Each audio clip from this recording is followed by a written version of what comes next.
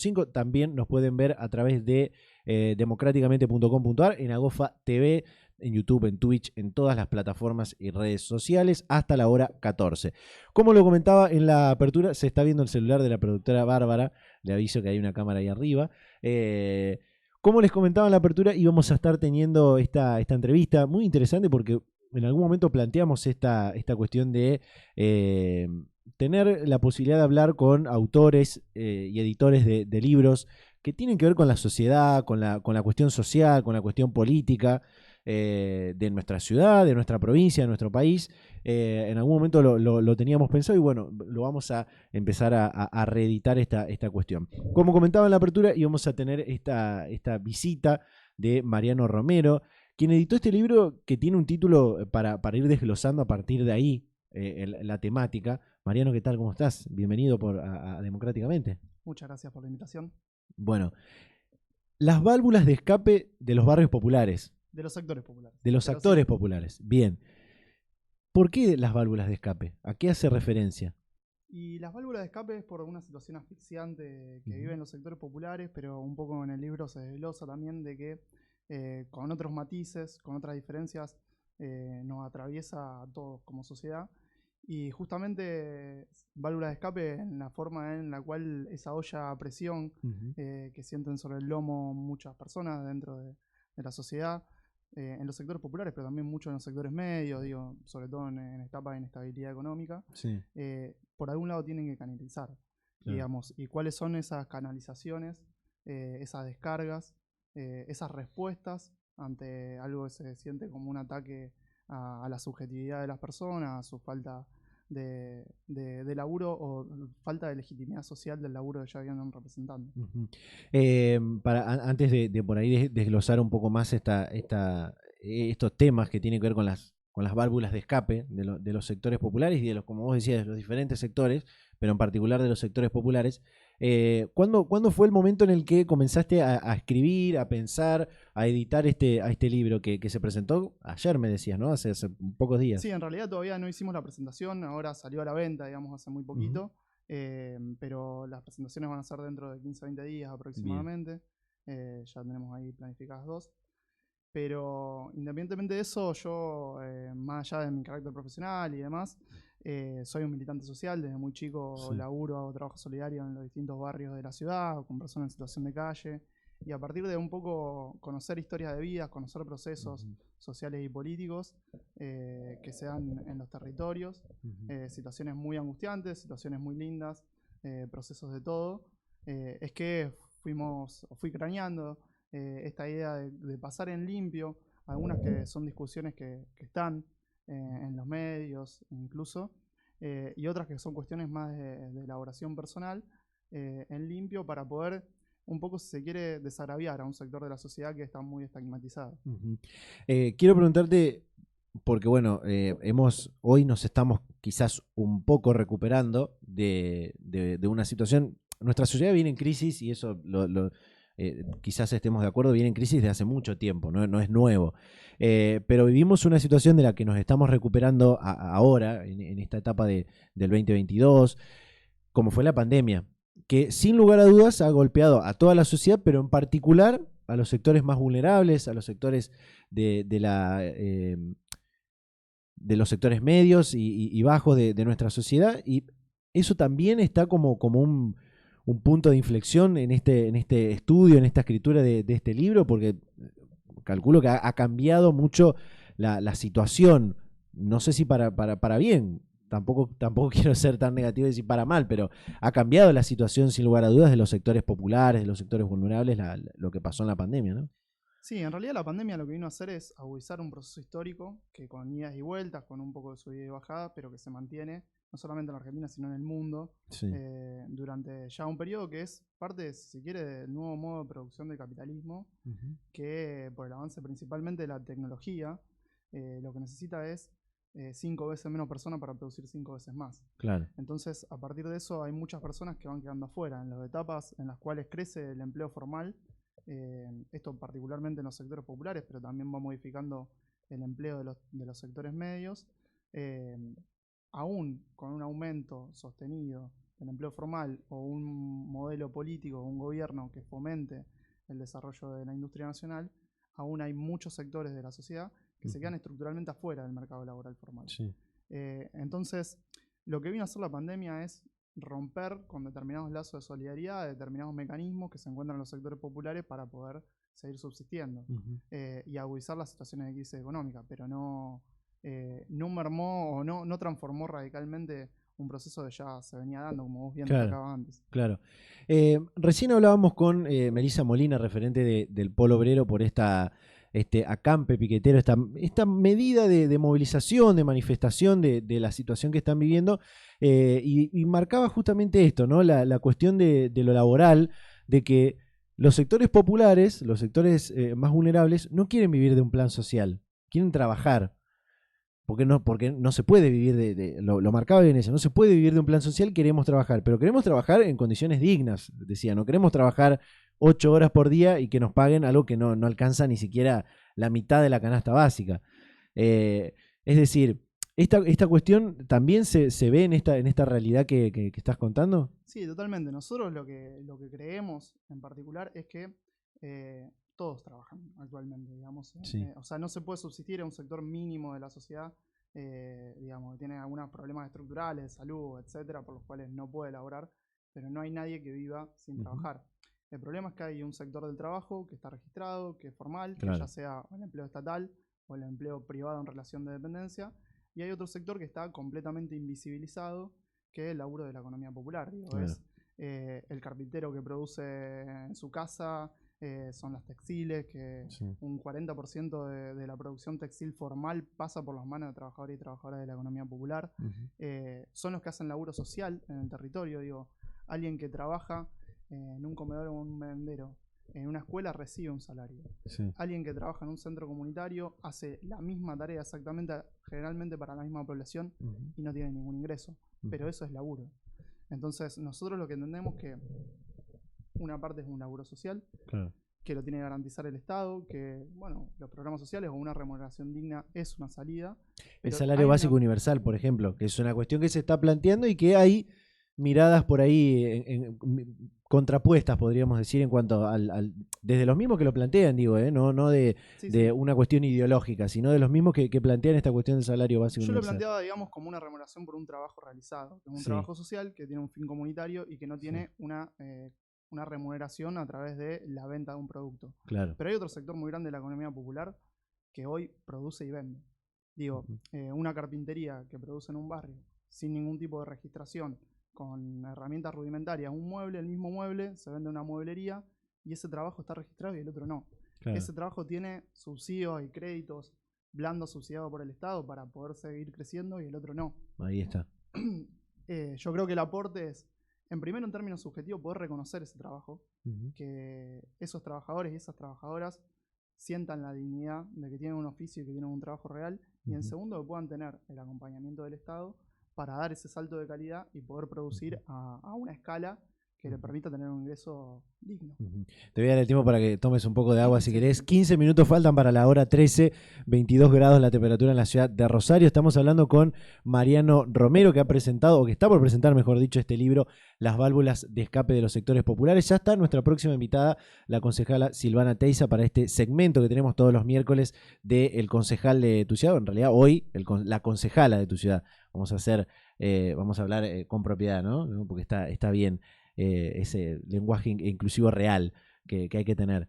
Y no sexista también. Me interesa preguntarte por esta cuestión que marcabas al principio de esto de la solidaridad en cuanto al empleo, a las posibilidades de hacer frente a esta cuestión que viven los sectores populares, los sectores vulnerables de nuestra sociedad. ¿Cómo se genera esa solidaridad? Digo, el Estado tiene que asumir por ahí una mayor responsabilidad, hay que pedirle, como por ahí se plantea, que genera bastante polémica, hay que pedirle solidaridad a los que más tienen, generar, como también se dice mucho y hace un tiempo se está diciendo esta cuestión de la distribución de la riqueza. ¿Cómo se plantea esto de la solidaridad?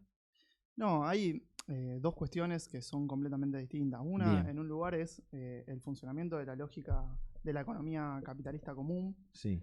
Y otro es la lógica de la economía popular. Uno es la lógica de solidaridad entre los propios sectores populares y otra es la lógica en la cual lo que tiene que generarse es un proceso de redistribución de los que más tienen hacia los que menos tienen. En particular, la economía capitalista tiene, o el capitalismo en general, digo, la sociedad argentina y mundial hoy funciona en una lógica individualista, en la cual las personas representan una ganancia o no representan nada. La economía popular es al revés, digo, es comprensiva de la persona que tiene una dificultad, ya sea de salud, ya sea algún problema personal y demás, se le incluye en la producción. Hoy un trabajador que falta un día, tiene algún tipo de inconveniente, nos vimos porque no sirve para los beneficios del empresario. Claro. Entonces es una lógica completamente diferente, es una lógica en la cual no hay nadie que se lleve más que el otro, porque se trabaja a la par. Y eso se traduce en muchos mecanismos. Nosotros tenemos una lógica en la cual digo, vemos el impacto ambiental que tiene el abuso del capitalismo, lo tenemos en los humedales, por ejemplo. Sí. Pero la economía popular funciona, por ejemplo, los carreros que reciclan gran parte de lo que desechan. Entonces tiene una lógica completamente inversa a la que desarrolla el capitalismo normalmente, pese a que funciona dentro del sistema capitalista. Por supuesto. Y por el otro lado, bueno, entendemos una lógica mucho más justa, mucho más igualitaria. Acá quiero plantearte, porque me surgió esta pregunta que me parece muy interesante. Justamente ayer hablábamos de esto que va a pasar mañana, que es el segundo plenario en la Cámara de Diputados de la Nación para, ojalá, darle dictamen favorable al proyecto de ley de humedales, que es lo que gran parte de la sociedad está pidiendo, no por lo que está pasando aquí en la quema de las islas, sino por lo que pasa históricamente, ¿no? con los humedales. No es una cuestión nueva. Pero se plantea esta cuestión de que aquellos que hablan del cuidado de los humedales o del activismo ambiental están en contra de la producción, del avance del hombre sobre los recursos naturales y la explotación de esos recursos naturales, del capitalismo, podríamos decir, como vos decías, sobre esos recursos naturales para industrializarlos, para mejorar la producción. Ahora, ¿cómo se puede plantear esta misma cuestión, que me parece que es lo que decías al final, para que una cosa no avance sobre la otra, digo? No, es que en realidad es una falsa dicotomía. En primer lugar, lo que hoy se está haciendo en los humedales ya es un delito. Lo que sí, digamos, no está dotado de las suficientes penalidades ni el Estado de las suficientes herramientas para tener un control eficaz y darle una respuesta eficaz. La ley de humedales lo que hace eso. Ahora, no es que es falso que es un nivel de desarrollo económico o producción versus cuidado del medio ambiente, porque es algo que puede realizarse. Está dado por la especulación inmobiliaria, por ejemplo, está dado por la extensión de la siembra, que se puede hacer, por otros medios que no son las quemas. Esa es una lógica en la cual los poderosos que utilizan todas las reglas de juego rompiéndolas, lo que plantean es que esas reglas de juego, por no favorecerlos, en realidad perjudican a la sociedad en general. Yo leí el comunicado que saca la sociedad rural acerca de esto, y va en ese sentido, un poco de los que históricamente han estado en contra de los intereses de la población en general, y que esto afecta a todos, ¿no? Porque el cuidado de la casa común, del medio ambiente, no es solamente de los sectores medios, de los pobres, sino que son perjudicados los mismos que salen beneficiados económicamente por realizar esta destrucción de medio ambiente. Te voy a correr un poco el micrófono porque la operadora me está haciendo muchas señas, y si no me va a tirar con algo. Mariano, quiero preguntarte por ahí más, en mayor medida, esto que podemos encontrar en el libro, las válvulas de escape de los sectores populares, además de la cuestión laboral, que hace por supuesto a lo social, a lo económico y demás. ¿Cuáles son las mayores demandas o las mayores urgencias de los sectores populares? Bueno, un poco desarrolla esto en algo del libro. Uno es la cuestión laboral, que está y cruza absolutamente a todo. Por supuesto. Porque forja identidad, porque forja un sentido de pertenencia y porque forja la capacidad económica de mejorar desde la vivienda hasta la posibilidad de vida de la familia, el acceso a lo cultural y al deporte, en lugares que son pagos y que hoy los sectores populares no acceden. Pero también muchas de las válvulas de escape, que algunas son positivas y otras son negativas, para despoliar un poco el libro, digo, muchas de las negativas son las que vemos los efectos más graves en los barrios, pero que son válvulas que atraviesan a toda la sociedad. En los barrios hacen carne, por ejemplo, la violencia, por ejemplo, el delito, por ejemplo, el consumo problemático, Claro. quedan mucho más descarnados, pero ahora hay consumo problemático en toda la sociedad, hay situaciones de violencia de género en toda la sociedad, hay delito en toda la sociedad. De hecho, las grandes bandas están integradas por lavadores de dinero que no están en los barrios populares, y en los barrios populares son los soldaditos, los últimos eslabones, que son los que mueren. Claro. Y las mayores demandas en el territorio pasan por esos lugares, porque son los que hacen crisis. Nosotros en Rosario vemos con los muertos que tenemos cada día, las últimas... 211 llevamos. Bueno, nosotros en Que las se cumplieron últimas ahora 3 este semanas domingo. nos mataron 2 compañeros de nuestra organización, Bueno. digamos.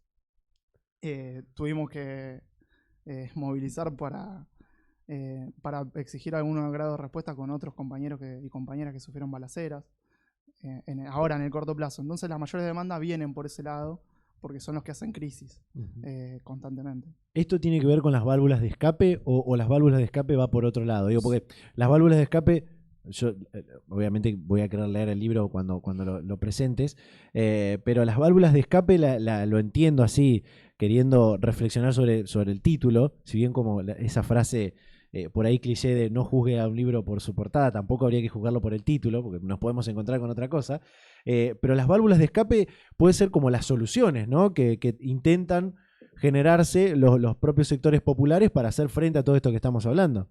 Las dos cosas. Hay soluciones positivas y hay soluciones negativas. Las válvulas de escape en particular que desarrollo en el libro son algunas negativas, como el consumo problemático, como el delito, como la violencia, como la discriminación, que son formas que en cierto sentido, más allá de tener algún análisis más complejo, lo voy a simplificar, hacen una reafirmación de identidad. Digo, la pertenencia a una banda narcocriminal es parte de la afirmación también de una identidad, de un reconocimiento, de un rol, de un estatus, aunque sea por el miedo. Claro, pero ahí quiero llegar. ¿Por qué crees que surge esta válvula de escape, valga la redundancia del título del libro, negativa? ¿Por qué crees que surge esto? ¿Por qué crees que se llega a esto? Por encontrar una salida, simplemente un mecanismo de respuesta. Válvula de escape. Así como hay válvulas de escape que son positivas, yo planteo, digamos, la organización colectiva, la cooperativa, claro, la organización comunitaria, claro, forjar identidad alrededor de clubes, de vecinales, de organizaciones sociales, una salida que también genera sentido de pertenencia, genera identidad, genera un montón de procesos de solidaridad, pero bueno, es la búsqueda, como algunos también lo hallan en la religión, es la búsqueda de claro, respuesta o de salida a las angustias que uno siente y que de alguna manera tienen que canalizarse. Porque muchos políticos, podríamos decir, no vamos a entrar en cuestiones ideológicas, pero muchos plantean que por ahí, y se ha planteado hace un par de meses atrás, un año atrás, que hoy, sobre todo los jóvenes, que son los más afectados por estas salidas negativas, prefieren ser soldaditos, por decirlo así, de los narcos y vender drogas que tener otras salidas como por ejemplo educarse, hacer deporte, tratar de pensar en ir a la universidad. Digo, pero en realidad a mi forma de ver no es que esa es la salida que encuentran. Quizás el Estado no le está garantizando todas las posibilidades y las oportunidades para poder plantearse esa salida positiva. De ahí que lo que tiene más cerca en su barrio o en su sector es esa salida negativa. Quizás hay ahí una responsabilidad del Estado en generarle esas oportunidades, en generarle esas posibilidades de poder pensar en las salidas positivas al menos. Sí, totalmente. Hay dos partes de esa pregunta para mí como respuesta. En primer lugar, dejar aclarado algo que es que las salidas negativas como válvula de escape son minoritarias. Lo que pasa que tienen una amplificación o tienen un impacto visual que es mucho más grande. O sea, en un barrio muy humilde, en un asentamiento, si uno se despierta temprano, están saliendo los carreros a carrear. Claro. Y bueno, ya empiezan a salir a laburar los albañiles, los que son jardineros con sus podadoras y demás. Ahora, lo que tiene amplificación en los medios de comunicación, en los grandes medios de comunicación por lo menos, es la historia del pibe que está en un búnker o que está cometiendo un delito o que tiene problemas de consumo, la historia negativa. Y se toma ese ejemplo para, o por lo menos situarlo ante la opinión pública como la gran mayoría de la realidad que pasa ahí. eso es una realidad para verlo. Para mí es mucho más interesante analizar qué hace el 90% que no está metido en ese mundo. Claro. ¿Por qué encuentra otra salida o no encuentra ninguna? Y por el otro lado, la otra cuestión es que claramente no hay una política de Estado que ha acertado en este sentido para poder otorgar alguna otra vía de escape o para que no se llegue a la situación asfixiante. Y esto es el capítulo 3 del libro. El capítulo 3 del libro es los errores en las políticas de Estado a la hora de dar respuesta a todos estos fenómenos que se viven en la sociedad moderna. Bueno, no queremos spoilear todo el libro porque la idea es que la gente lo pueda comprar, lo pueda leer. Para ir cerrando, ¿dónde pueden conseguir el libro? ¿Ya está disponible? ¿Lo pueden ir a buscar a algún lugar? ¿Se pueden comunicar con vos? ¿Cómo pueden hacer? Sí, ahora está disponible ya en la librería Juguete Rabioso, que queda ahí, Mendoza y La Prida. Bien. Y esta semana iba a ser distribuida en Librería del Sur, Paradoxa, un par de librerías más. ¿Y cuándo se hace esta...? Conmigo también se pueden comunicar. Ah, bien. Dejo mi teléfono, cualquier cosa. O en las redes. O en las redes también, no hay ningún problema.